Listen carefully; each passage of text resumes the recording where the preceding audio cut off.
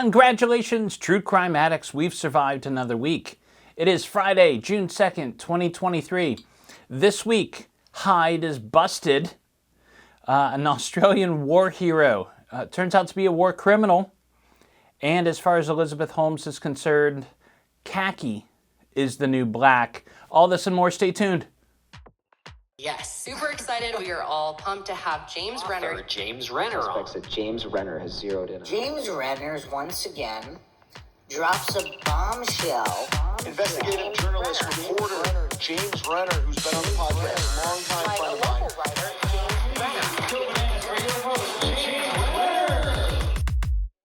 All right, we got lots to get to this week, but first of all, there's 3 more weeks, just 3 weeks, just 3 short weeks to pre-order your copy of my new book, Little Crazy Children, which is about the unsolved murder of Lisa Pruitt. It's a doozy. It's about a bunch of high school kids who hijack a murder investigation. Check it out. And now, if I can hit my deadlines, I'm going to have a true crime book out every year for the next 3 years. So lots more coming. This is the first. There'll be 2 more right behind it, so check it out, please. Man, it is hot in the studio tonight. I got to get some AC up in this town. It's finally summer in Akron, Ohio. All right, top story. Danny Masterson was found guilty in court this week of raping 2 women early in his career. Now, Danny Masterson's mostly known for playing the stoner Hyde on the show That 70s Show. Masterson is also a member of the Scientology cult, which kind of played into this whole thing. Prosecutors alleged that Scientology was one of the reasons why the victims took so long to come forward. According to Variety, prosecutor Ariel Anson said, quote, "The church taught his victims that rape isn't rape, that you can cause this, and above all, you aren't allowed to go to law enforcement." End quote. Now, listen to what Masterson's lawyer said in response to this, by the way. His lawyer said, quote, "A woman has an absolute right to say no." Sounds good, right? But here's the full quote. "A woman has an absolute right to say no, but..." You know it's going to be bad when it's followed with "but." Nothing after that can be any good. Here's the full quote. "But when the no comes 16 years, 17 years later, that's a very, very scary scenario." Masterson was accused of raping and drugging these 3 women at his Hollywood Hills home between 2001 and 2003. Now, the jury convicted him of 2 of those 3 rapes, but they could not reach a verdict in the third, which involved a woman who was a girlfriend at the time. It was clear by Masterson's reaction in court that he thought he was going to go home that day, but he was immediately handcuffed and led out of the courtroom. He faces 30 years to life in prison. Now, to put that in perspective, if Masterson is sentenced to 30 years, Fox could be making a show called That 2020 Show when he gets out. They're right now doing That 90s Show. They're doing a span of about 30 years. They'd be doing a show about right now when he got out 30 years from now. So he's possibly in there for a long, long time. Scientology issued statements about his conviction which aren't worth reading because L. Ron Hubbard believed it was fair game to lie to journalists. In Scientology, journalists are, or at least were, known as, quote, suppressive people, suppressive personalities due to, asking questions about the sci-fi author who founded a religion, which now involves many, many people. As a reporter, I actually went undercover into Scientology here in Cleveland. That was 15 years ago. It was a really interesting experience. I did the whole audit thing, which felt like brainwashing, but it got rid of a migraine, which was cool, I guess. I did some of the Purif where you were sitting in a sauna, which is what the studio feels like right now. Where you're sitting in a sauna trying to sweat out your toxins. I never heard about the aliens, but I didn't go very far. Hey, I got to tell you, next top story here. I got to tell you about an interesting case out of Australia. This is kind of off the radar here in the States, but it's a really interesting case and pretty big in Australia. I'm talking about Ben RobertsSmith, who lost a defamation case this week against several Australian newspapers. Who is Ben RobertsSmith and why is this such a big deal, you ask? I'm going to tell you.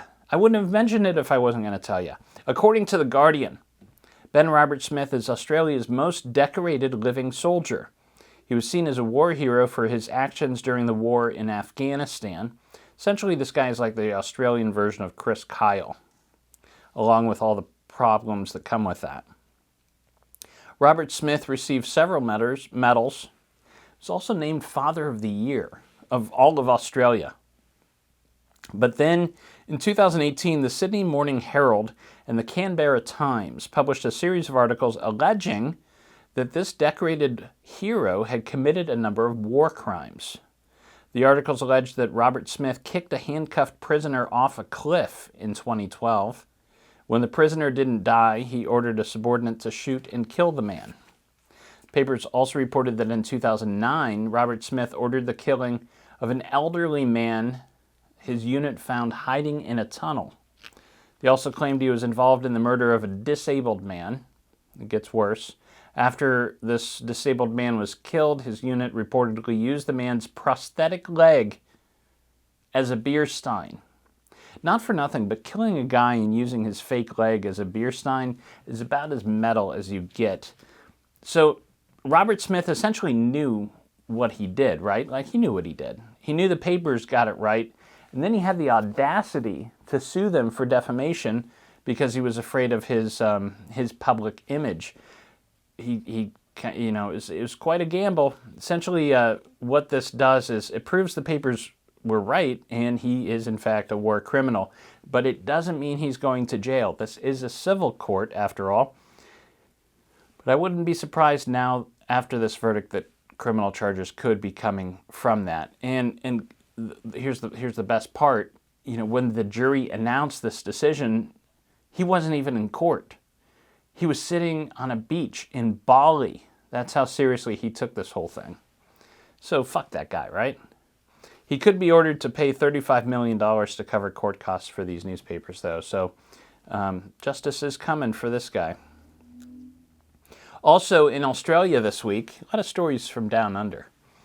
An inquest into the disappearance of Marion Barter continued with testimony from suspect Rick Bloom. Again, this is another big case in Australia, not so well known in the U.S., unless you listen to the podcast The Lady Vanishes. Pretty popular podcast. It's been downloaded like 16 bazillion times or whatever. Here's the story, in case you are unfamiliar. A 51-year-old teacher from Queensland named Marion Barter disappeared under mysterious circumstances in 1997. She was a mother of two, married, divorced 3 times. She won a Teaching Excellence Award in 1996. Then in 1997, she sold her home very quickly for about $165,000, promptly changed her name to Florabella Ramacle. Now, if you're going to go with a fake name, maybe choose something like Helen Smith or like Heather Brown. Florabella Ramacle, that sounds like it sounds like something from Harry Potter. Bad idea. Anyway, she got a passport under this new name. She never told her friends or family that she changed her name, by the way. She resigned from teaching, and she told everybody she was going to travel for like a year, and then she was going to find a job in England. She last spoke to her daughter on August 1st, 1997, and was never heard from again. Police back home wouldn't list it as a potential homicide because it looked like she simply wanted to start a new life somewhere, which is not illegal. But time went on, and she never contacted her kids, and people began to wonder. And during that time, like her parents died, her son died by suicide, I believe. Anyways, her son did pass, and she didn't show up for that. So, people began to think that maybe this wasn't just somebody starting a new life. Then in August 2020, the New South Wales coroner began an inquest, finally. Now, a coroner's inquest is kind of like a trial, but There are really no criminal charges connected to it. It allows the coroner to interview witnesses and suspects on record. So the inquest uncovered evidence suggesting that a man named Rick Bloom was one of the last people to see Marion. And this is important because Bloom has quite the past that could be pretty relevant to what happened to Marion. Bloom admitted to 2 brief affairs with Marion, by the way. One occurred in the 60s, and then again they hooked up in 1997 around the time of her disappearance. Here's where it gets interesting, like I said. 4 women came forward to testify at the inquest that Bloom also tried to seduce them over the years in order to get at their money. He would court these women and then persuade them to give him hundreds of thousands of dollars, and then he'd, one day just like Irish goodbye, just disappear. And then he'd do it again with somebody else. Bloom maintains that Marion is alive somewhere under a different name and he has nothing to do with her disappearance. He says, quote, "People have made up their minds after hearing the podcast," end quote, according to The Guardian. He's 84 years old now and time is of the essence. The inquest continues today. So check that out. Very interesting developing cases out of Australia. And lots more to come. I've got to tell you about Elizabeth Holmes' new digs in prison. And an update with Armie Hammer, all this and more after the break. I'll be back in 2 and 2. Don't go anywhere. Please hang up and try again. Hi, I'm Alexa Doubt with the Porchlight Project, a new nonprofit dedicated to funding DNA testing and genetic genealogy for cold cases in the state of Ohio. For our first case, we assisted the Cuyahoga Falls Police Department, funding new DNA tests on evidence from the 1987 unsolved murder of 17-year-old Barbara Blatnick. That information was given to expert genealogists who traced the genetic markers to a man named James Zastonic, who was arrested in May of 2020 and charged with Barb's murder. Our goal at the Porchlight Project is to entirely fund 3 to 4 cold case investigations every year. Each new case costs about $6,000 to complete, which is a small price to pay for closure. The Porchlight Project relies on generous donations from the public. Even $5 can help us solve a murder. For more information on how to help, please visit porchlightonline.org. And we're back with The Bionic Woman, starring Lindsay Wagner. Some cold case updates for you. No charges for Armie Hammer. Armie Hammer, the famous actor in Baking Soda Box, is totally off the hook. The New York Times is reporting that LA County's DA office will not seek criminal charges against Armie Hammer following a lengthy investigation into rape allegations. This all started back in March 2021. When a woman in her 20s held a press conference and claimed that Hammer had raped her for more than 4 hours, slamming her head against the wall and bruising her face. Following this conference, several other women came forward, as they do, claiming they too had affairs with Hammer and that he would send them creepy texts that verged into cannibalistic talk. One text allegedly sent by Hammer says, quote, "You just live to obey and be my slave. If I wanted to cut off one of your toes and keep it with me in my pocket so I always had a piece of you in my possession?" I don't know that line has ever worked. I'm certainly not going to try it. But that was his thing. Other texts echoed this idea of biting off of pieces of women and keeping them as trophies or eating them. After these allegations came to light. Oh, so by the way, you have to be pretty damn attractive to to send texts like that, right? Man, weird. After these allegations came to light, Hammer was blacklisted by Hollywood. Now that he's cleared, will they welcome him back in?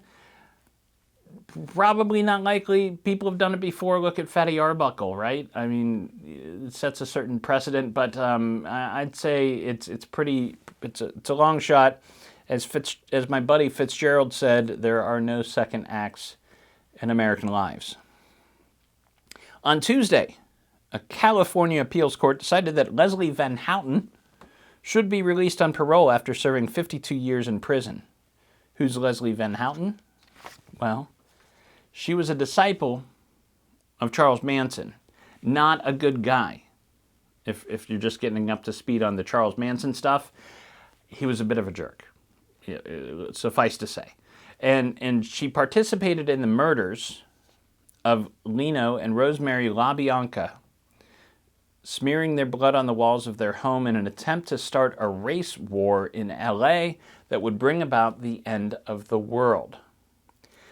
Van Houten was sentenced to death, but the death penalty was overturned in the 70s, and then her sentence was commuted to life in prison. She's now 73 years old. She claims she was absolutely saturated in psychedelics during the murders, and that she and the others were obeying Manson's will. The court now believes she has shown insight and remorse and is no longer a danger to society, according to Court TV. What do you think? She served 52 years. She's now a 73-year-old woman. Obviously, she's not going to go out and kill anybody else. Should she be let out? I don't know. She killed 2 people. She's admitted to it. And pretty brazen, violent attack. I'd probably decide to let her out, Not much more she can do. She's got to live with what she did for the rest of her life. That's what happens when you go sane in prison. So, I don't know. What's to lose there?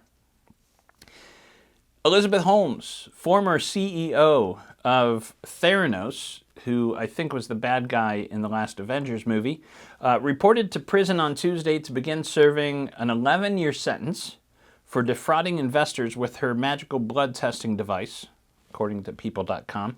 Now, here's the lowdown on Elizabeth's new living situation.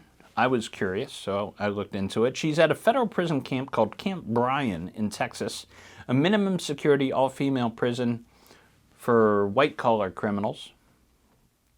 She's going to share a cell with 3 other women.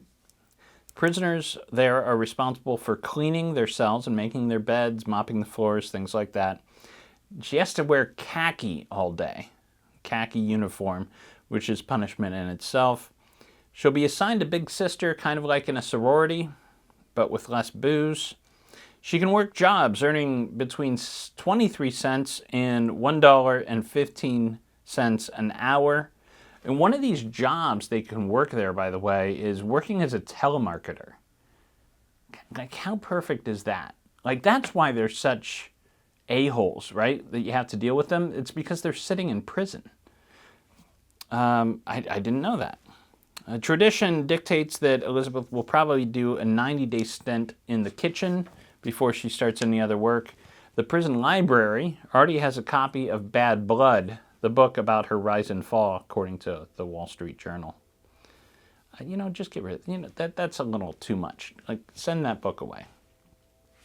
A little weird news. I want to talk to you a little bit about this letter that's popped up in the Petito laundry drama.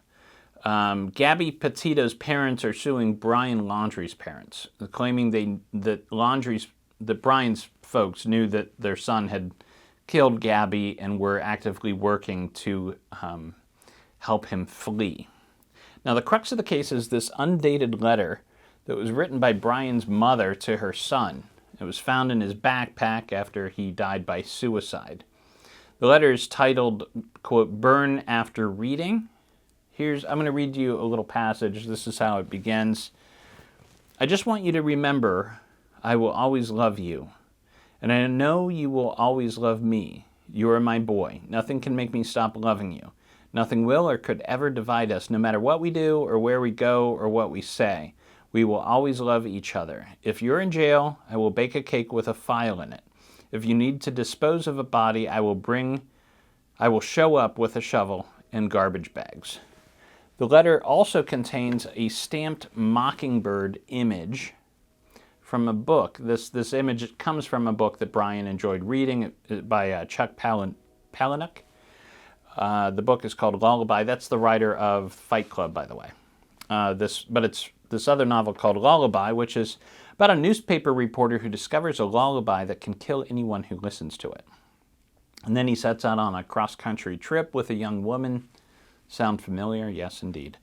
You should go to uncover.com. I have the link in my liner notes. They kind of break this whole thing down.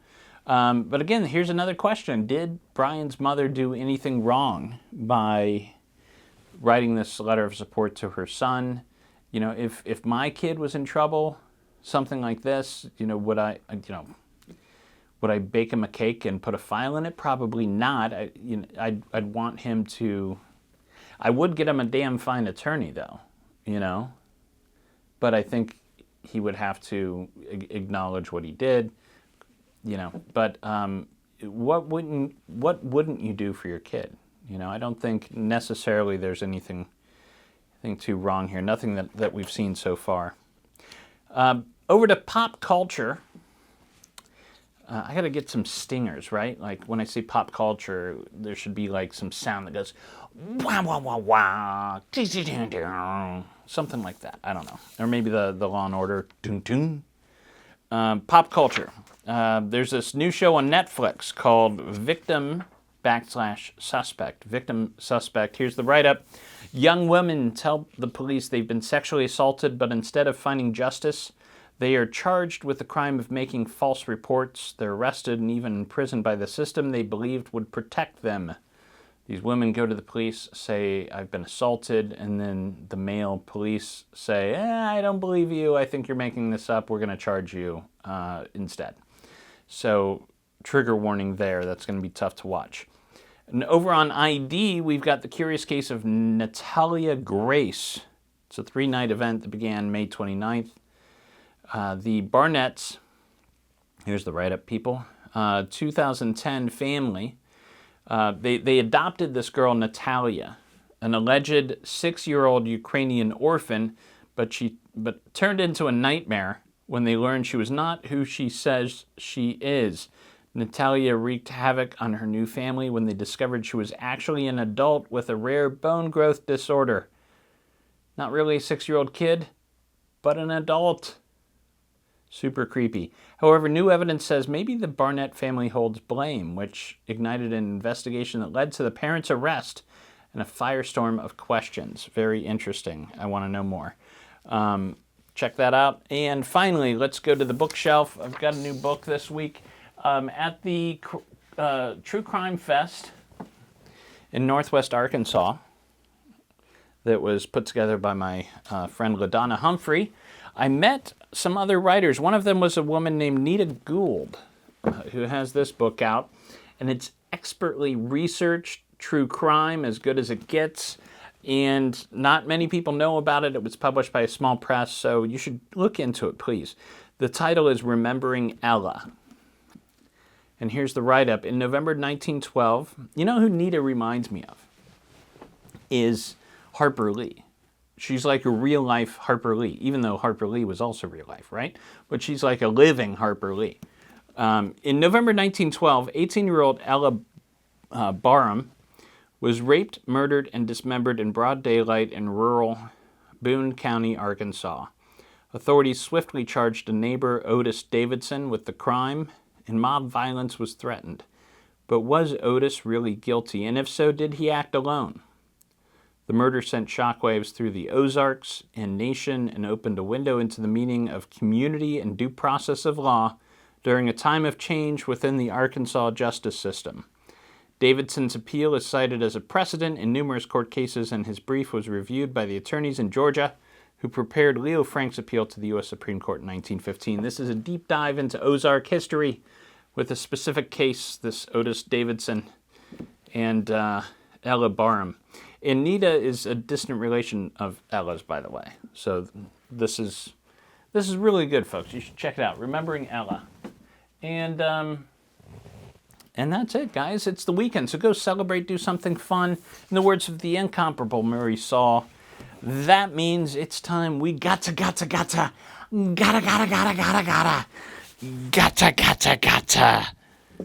get down, damn it. True Crime This Week is a Fearful Symmetry production. Photo and artwork are licensed through Shutterstock.